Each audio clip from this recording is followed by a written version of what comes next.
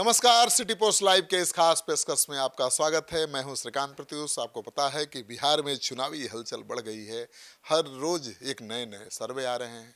आप city post का हर विधानसभा का रैंडम सर्वे तो देख ही रहे होंगे और दूसरे एजेंसियों का सर्वे भी देख रहे होंगे, जिसके बारे में कोई पता नहीं कि कब और कैसे हुआ, टेबल में या टेबल पर बैठकर हुआ या कमरे में बैठकर। लेकिन हमने तो फील्ड में जाकर सारा चुनावी सर्वे किया है। आपको रैंडम सर्वे दिखा रहा हूँ, आप ध्यान से देखेंगे मेरा विधानसभा का रैंडम सर्वे तो आपको अंदाज़ा लग जाएगा कि किसकी सरकार बन रही है। अब एक बड़ी एजेंसी का सर्वे सामने आया है, उसका आधार क्या है मुझे नहीं पता, लेकिन उस एजेंसी के सर्वे क्या कहता है ये बताने के लिए मेरे साथ हैं सिटी पोस्ट के मैनेजिंग एडिटर मुकेश कुमार सिंह। क्या हालचाल है मुकेश बाबू? बहुत बढ़िया। आप कैसे हैं? एकदम बढ़िया। आप बताइए अभी क्या हाल है? चुनावी गहमागहमी बढ़ गई है, रोज एजेंसियों के सर्वे सामने आ रहे हैं, अपना चैनल का भी सर्वे आ रहा है। तो फील्ड में तो हमारे श्रीकांत प्रत्युष जी लगातार बने रहे हैं। ग्राउंड जीरो से अगर कोई रिपोर्टिंग करके ताज़ा सर्वे दे रहे हैं तो वो आप हैं। और अभी देखिए, अभी जो सर्वे आया है श्रीकांत जी, बहुत ही चौंकाने वाला सर्वे है। ये जेबीसी का सर्वे है, जिसमें एनडीए को 131 से 150 सीटों का कयास क्या चौंकाने वाला है? हमारा सर्वे तो यही बता रहा है। कह रहा हूं मैं, चौंकाने वाला नहीं। हमने तो पहले कह दिया कि ग्राउंड जीरो से, आपने तो पहले ही बता दिया है। 151 सीटों का आंकड़ा है और ये आंकड़ा बढ़ भी सकता है। आंकड़े में इजाफे की भी गुंजाइश है, ऐसी संभावना जता दी है जेबीसी ने। अब देखिए, इसमें क्या है कि बीजेपी 67 से 77 सीट तक जीतेगी। बिल्कुल, बीजेपी की सीटें बढ़ रही हैं, घट नहीं रही हैं। मैंने भी, मेरे सर्वे में भी जेडीयू की भी बहुत बढ़ रही है। जेडीयू के बारे में सर्वे बता रहा है कि इस बार 57 से 71 सीटें जो है आरजेडी की तरफ जाने का इशारा है। लेकिन जदयू, जो पिछली बार आपने देखा कितना था, इस बार जो है 52 से 58 और 58 से भी ज्यादा। देखिए, अगर चिराग पासवान ने साथ दिया तो ये सर्वे का रिपोर्ट गलत साबित होगा। अगर उनके वोटर्स पहले की तरह साथ दिए, ठीक है ना, जेडीयू का, तो नीतीश कुमार को 70 सीटें आने जा रही हैं, उससे कम सीटें नहीं आएंगी। वही तो मैं कह रहा हूँ कि एंटी इनकम्बेंसी फैक्टर नहीं है, मेरे सर्वे में दिख रहा है, सहानुभूति है। और मैं उस पर भी आऊंगा श्रीकांत जी। हम तो खुल के कह रहे हैं दर्शकों को कि हमारे हाउस के जो चीफ एडिटर हैं, उन्होंने तो चुनाव से बहुत पहले ही घोषणा कर दी। एक तरह से जीत का दावा नहीं है। सरकार किसकी बन रही है, आपने तो तस्वीर पूरी साफ कर दी। हम यह कहना चाहते हैं कि महागठबंधन की भी तस्वीर मैंने साफ कर दी, कितनी सीटें आ रही हैं। और आप देखिए, सहयोगियों को मिल रही है सीट, एनडीए की बात करूं मैं तो 13 से 15। अब आप, ये कम आंकड़ा है। 15 किसको मिल रहा है? सब मिला करके 13 से 15, जिसमें चिराग हैं और मतलब खास करके मना चिराग पर निशाना आप करिए। 13 से 15 सीट उनको जाती दिख रही है। इसका मतलब है 20 से 25 सीट अगर उनको मिल रही है, 25 से कम सीट नहीं मिलेगी चिराग। उसमें से आप कितनी सीटों को अपने पाले में ले रहे हैं? 15 सीट अगर वो जीत रहे हैं तो फिर मांझी जी हैं, उधर उपेंद्र कुशवाहा है, तब तो 151 का आंकड़ा बहुत आगे जाएगा ना। अच्छा स्ट्राइक रेट रहेगा चिराग पासवान का, आप देख लीजिएगा। वह तो रहेगा ही। आप देखिए ना, जदयू को नुकसान किसने पहुंचाया? नुकसान भी तो पहुंचा चिराग की वजह से। उपेंद्र कुशवाहा का भी ठीक ठाक रहेगा, क्योंकि पवन सिंह उनके पार्टी से अब चुनाव लड़ने वाले हैं। शाहबाद में उनका जलवा दिखेगा, क्योंकि पवन सिंह के कारण ही पूरा शाहबाद बीजेपी एनडीए हार गया था, याद है ना, लोकसभा में। और विधानसभा में भी खुटा उखड़ा हुआ है। तो अब उपेंद्र कुशवाहा के साथ आ रहे हैं पवन सिंह, यानी बाबू साहेब ठाकुर, और कुशवाहा का गोलबंदी दिखेगा और उससे बहुत फायदा होने जा रहा है उपेंद्र कुशवाहा को। मांझी जी के सीट पर मैं गया था, याद है? बिल्कुल, जो गया जिले में है, टेकारी गया था, याद आ गया, नाम याद आ गया। टेकारी लगातार जीतते रहे मांझी, लेकिन इस बार मुश्किल है। लेकिन एनडीए ने जो तैयारी की है श्रीकांत जी, कि इस बार पहली बार आप देख लीजिए कि बिहार में जो चुनाव अभियान समिति बनाया गया है, इस समिति में तमाम भारत के बड़े नेता आएंगे भाजपा के, और उनको कैंप करना है पटना में। और यहाँ से तय करेगी पार्टी की कौन नेता किस जो है चुनाव विधानसभा क्षेत्र में जाएगी। इतने जानकारी है ना, एगो हम बम फोड़ेंगे, फोड़ने आप तो अगला वीडियो में आप तो फोड़ते ही रहे हैं बम। आपने तो पहले ही बम फोड़ दिया है कि सरकार किसकी बन रही है। 68 सीटों पर बीजेपी एनडीए के उम्मीदवार केवल 500 से 1000, 2000, 5000 वोटों से हारे थे। और उन सीटों पर विशेष फोकस है, विशेष ध्यान है अमित शाह का। तो कैंप भी तो किए थे श्रीकांत जी। जितनी सीटों पर बीजेपी हारी थी 5000 से कम वोटों से, वो जितने जा रही है, आप लिख कर ले लीजिए। आपने 38 की बात करी थी और मैं 8 के बारे में 68 और मैं बता रहा हूं कि 8 सीटें जो सीमांचल की है उस पर पूरी नजर है अमित शाह की। और वो जो अररिया में जो गए तो संवाद कहां के लोगों से किया उन्होंने, कहां के कार्यकर्ताओं से किया? सहरसा, मधेपुरा, सुपौल और भागलपुर के कार्यकर्ताओं से। तो आप देख लीजिए कि इस बार चुनाव की तैयारी ऐसी है, पहली बार। आप भी श्रीकांत जी, आप तो मैंने हम आप दोनों आदमी क्षेत्र में रहे हैं लगातार, लेकिन आपने जो रैंडम सर्वे किया, रैंडम सर्वे में सिर्फ आपने बाजार को नहीं दिखाया है, आप ग्रामीण इलाके भी गए हैं जहां मतदाता की संख्या ज़्यादा है, पोलिंग ज़्यादा होता है। तो उस मैंने व्यक्ति तक आप पहुंचे हैं जिस व्यक्ति के वोट से सरकार बनती है। तेजस्वी यादव रोजगार देने वाले नेता हैं, नौकरी देने वाले नेता हैं, ये नैरेटिव भी सेट करने में तेजस्वी काफ़ी हद तक कामयाब रहे हैं। लेकिन किसके बीच पता है आपको? जो दलित हैं और जो यादव हैं, जो मुसलमान हैं, वो कह रहे हैं कि नहीं भाई, तेजस्वी यादव रोजगार और नौकरी देने वाला नेता है। पहली बार नैरेटिव सेट हुआ है। लेकिन मुश्किल क्या है कि जो दूसरी जातियों के लोग हैं, अति पिछड़ा समाज के लोग, वो बिल्कुल भरोसा नहीं कर रहे हैं तेजस्वी यादव पर, क्योंकि उनको डर है कि उनका राज आएगा तो यादव फिर चढ़ जाएंगे। एक ही डर रोक रहा है तेजस्वी को सत्ता में आने से, और रोक ही नहीं रहा है, उनको बुरी तरह से हरा रहा है। आप देख लीजिएगा। एक चीज और मैं साफ करना चाहूंगा श्रीकांत जी, कि मुसलमानों की आपने बात करी है ना, वोटर अधिकार यात्रा के दौरान राहुल गांधी के पास खड़े रहे हैं मुकेश सहनी। आप हमें बताइए कि फ्रंट पर कोई मुस्लिम नेता था, चाहे वो कांग्रेस का या किसी भी दल का? तेजस्वी यादव की यात्रा में कहाँ फ्रंट पर कोई मुस्लिम नेता था? नहीं था। वो तो मैं, तेजस्वी यादव की यात्रा तो बाद में हुई। वोटर अधिकार यात्रा के जरिए राहुल गांधी ने इतना माइलेज ले लिया कि बैकफुट पर आ गए तेजस्वी यादव। बिल्कुल, कांग्रेस पार्टी ज्यादा मजबूत दिखाई दे रही है। कांग्रेस पार्टी कहीं कम सीट पर लड़के ज्यादा सीट न जीत जाए, ये संभावना नहीं है। हमको लग रहा है कि यही होगा। दूसरी बात बता दूं आपको कि आपने देखा अपने मंच पर, अपने सिटी पोस्ट के कनक्लेव में, मौर्या होटल में 3 बड़े महागठबंधन के नेताओं को मैंने एक साथ बैठाया था। ये पहली बार हुआ है। कौन थे? बिल्कुल, अब्दुल बारी सिद्दीकी, मंगनी लाल मंडल और राजेश राम जी। आपने ऐसा कर दिया श्रीकांत जी, चूंकि कोई भी अगर डिबेट होता है या कोई भी कार्यक्रम होता है तो बारी बारी से लेते हैं। आपने 3 नेताओं को, जिसमें से 2 राजद के और एक कांग्रेस के प्रदेश, सब दिग्गज, सारे दिग्गज। नहीं, बड़ी बात कह दी आप, ये ध्यान नहीं दिया। बिल्कुल। आप अब्दुल बारी सिद्दीकी ने क्या कहा? हमने कहा कि भाई जिसकी जितनी आबादी उतनी हिस्सेदारी, मतलब सीटों की हिस्सेदारी। और अब तक तो यादव ही ज्यादा आरजेडी से लड़ते रहे हैं। मुस्लिमों को कम टिकट मिलता रहा है, बहुत कम टिकट मिलता रहा है, जबकि यादवों से जनसंख्या उनकी ज्यादा है। यादव 14% है और 17% है। तो क्या कहा अब्दुल बारी सिद्दीकी ने कि नहीं, जनसंख्या के आधार पर ही टिकट का बंटवारा होगा, यानी मुसलमानों को उनकी आबादी के हिसाब से हिस्सेदारी मिलेगी।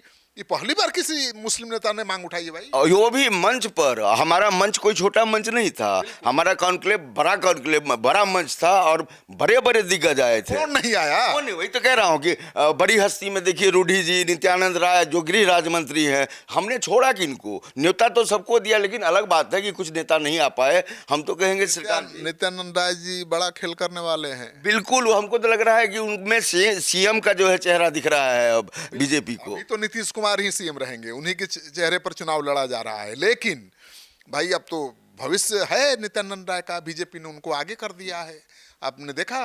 और एक बड़ा खुलासा करूंगा अगले डिबेट में। जल्दी जल्दी नहीं करना। नहीं, एक अगले डिबेट में करूंगा कि नित्यानंद राय को क्या भूमिका मिली है और वो क्या करने वाले हैं और कब सीएम बनने वाले हैं। देखिए 5 साल का समय जो है अगला, जैसे सरकार, अभी हम लोग क्यों बोलेंगे कि सरकार किसकी बन रही है, लेकिन बनती दिख रही है एनडीए की। कभी भी चुनावी माहौल चेंज हो सकता है, कभी भी पासा पलट सकता है।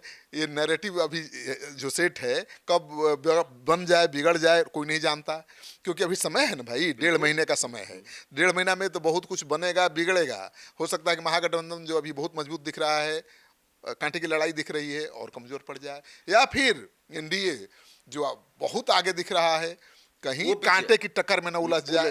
तो श्रीकांत जी, आपके जरिए हम यह भी साफ करना चाहेंगे कि आपने ग्राउंड जीरो से बताया है कि नीतीश कुमार का क्रेज कम नहीं हुआ है। नहीं, नीतीश कुमार का क्रेज की बात नहीं है, उम्र तो ज्यादा हो गई है और उन पर निशाना साध रहे प्रशांत किशोर और तेजस्वी यादव कि भाई उम्र ज्यादा हो गई है, सरकार नहीं चला रहे हैं, नौकरशाह चला रहे हैं। लेकिन मोदी जी पीएम से तो ज्यादा उम्र नहीं है ना इनकी। बिल्कुल। और लोग कह रहे हैं कि छोड़िए, उम्र से क्या होता है, हमने उनको देखा है, वो ठीक चला रहे हैं, उन पर भरोसा है।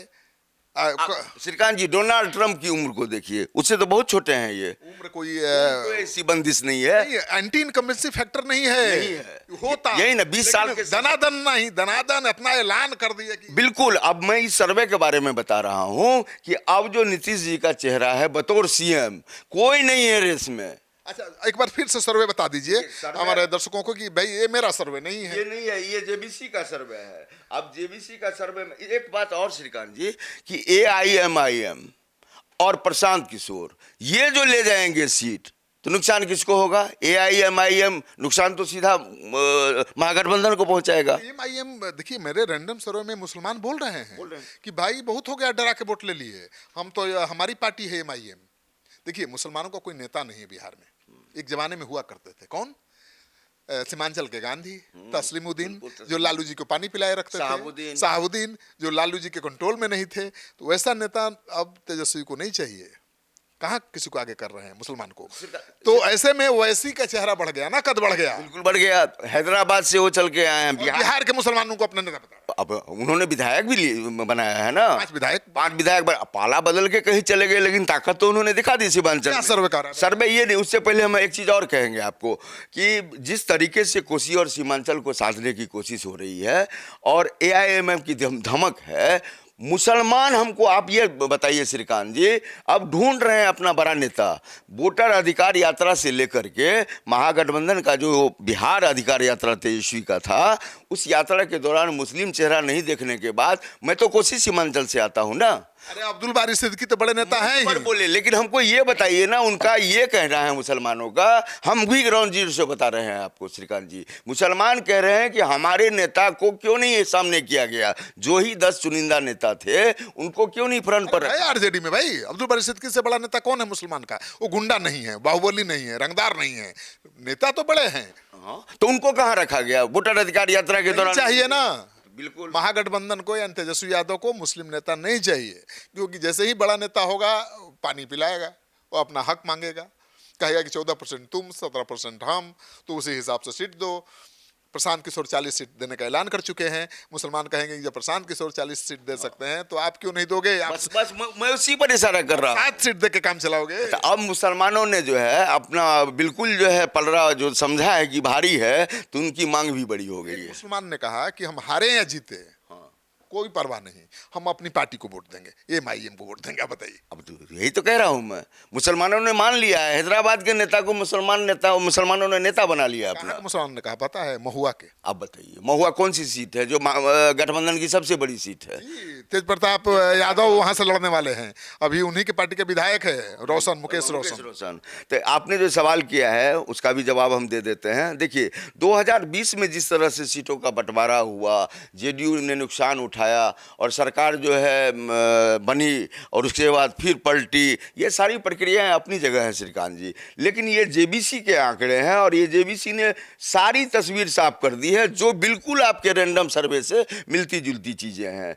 उसने तो आंकड़े में पूरा खोल दिया। और ये देखिए इस आंकड़े में क्या कहा है कि नीतीश कुमार को, आपने अभी तुरंत कहा है कि नीतीश कुमार को सभी लोग सर्वमान्य नेता मान रहे हैं और ग्राउंड जीरो पर उनके खिलाफ जो है 20 साल के शासन का असर नहीं है कि अब नहीं शासन को पलटा जाए। लेकिन महागठबंधन की खास बात है कि तेजस्वी यादव की सीटें घट नहीं रही हैं। जेबीसी भी ये बता रहा नहीं, कुछ ग्राफ तो गिर रहा है। 74 सीट 70-74 दे रहा है जेबीसी, तो उस हिसाब आप सरकार नहीं बना लेंगे, सरकार नहीं बनाएंगे, लेकिन सीटें ज्यादा नहीं घट रही। ये मैक्सिमम बता रहा है। जेबीसी का आंकड़ा जो है हमने आपको जो दिया है, एनडीए का आंकड़ा मैक्सिमम नहीं दिया है। हमने जो कहा है कि इतनी सीटें आ रही हैं लेकिन इजाफा होगा, लेकिन राजद का इजाफा नहीं होगा। इस आंकड़े में 74 सीट दे रहा है ना जेबीसी के सर्वे में। जेबीसी के आंकड़े में मैं आपको तुरंत दिखा देता हूं, जेबीसी के आंकड़े में 57 से 71 सीटें हैं। 57 मैक्सिमम होगा मेरे हिसाब से, बिल्कुल 71 नहीं। और इसमें ऐड नहीं किया है कि इससे अधिक, उसमें संभावना जताई गई है। और कांग्रेस को दे रहे हैं 11 से 14, 11 से 14 यानी 19 से भी नीचे आ जाएंगे कांग्रेस वाले, जबकि नहीं सीटें इस बार वही तो कांग्रेस को समझ आ गई है खेल। अब वो 35 या 40 सीट हारने वाली नहीं लेने वाली है, आप गलतफहमी में मत रहिए। कांग्रेस ने लगाम कस दिया है कि जीतने वाली सीट चाहिए, और कांग्रेस नहीं, देखिए ये आंकड़ा फेल हो जाएगा, इसलिए कि कांग्रेस अब उन सीटों पर नहीं लड़ेगी जहां हार गई थी। आकर तो 70 में आपने 19 लाया, ये तो बहुत ही 35-40 सीट हारने ही वाली थी, जिस पर कभी महागठबंधन का कोई दल जीता ही नहीं। तो जो उस सीट पर लड़ेंगे वो हारेंगे। हाँ, तो अब वो कांग्रेस नहीं लड़ेगी कह बोल चुकी है। हाँ, तो कांग्रेस जो है जीत का आंकड़ा बढ़ेगा अगर कांग्रेस के विधायकों का। चलिए अगले डिबेट में और कुछ बढ़े बात ये करेंगे। अंतिम में हम करेंगे। अगर कांग्रेस का सीट अगर आप बढ़ा रहे हैं, जीत की अगर बात कर रहे हैं, विधायक अगर उनके ज्यादा चुन के आएंगे तो कम होगा, तो इसी के विधायक कम होंगे। कांग्रेस को कितनी सीट मिल रही है खोल दे राज? अरे अभी नहीं, अभी बस अगले वीडियो में, अगले वीडियो। चलिए, तो आप सुन रहे थे मुकेश सिंह जी को, या सिटी पोस्ट लाइव के मैनेजिंग एडिटर हैं, और जो मैं रैंडम सर्वे करता हूं उसको बहुत बारीकी से ऑब्जर्व करते हैं। और अभी एक नया सर्वे आ गया है जेबीसी का, तो दोनों को मिलाकर हमने ये डिबेट किया। आपको पसंद आया हो तो इसको खूब शेयर करिए, अपना कमेंट बॉक्स में जाकर कमेंट लिखिए। आपका सहयोग समर्थन हमारे लिए बहुत मायने रखता है। कौन जीतेगा कौन हारेगा हमको क्या लेना देना है, कोई हो नृप हमें का हानि, कोई राजा बन जाए कोई हमें नुकसान नहीं और कोई परवाह नहीं। लेकिन जो नतीजे दिख रहे हैं, जो माहौल दिख रहा है, उसके बारे में बताना आपको बेहद ज़रूरी है। हम आगे भी बताते रहेंगे। धन्यवाद।